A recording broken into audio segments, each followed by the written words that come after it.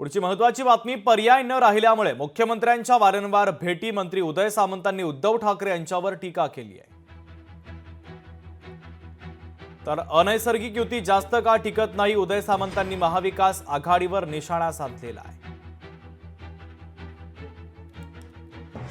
माननीय देवेंद्रजी फडणवीस साहेबांना ज्या पद्धतीनं बोललं गेलं होतं, म्हणजे एकेरी भाषेत उल्लेख करून, एकतर तू राहशील नाही तर मी राहीन।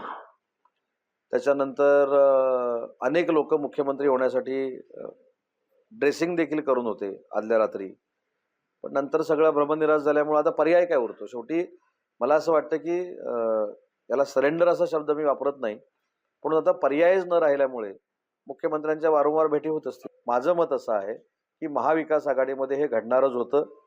जी अनैसर्गिक युती असते ती जास्त काळ टिकत नाही।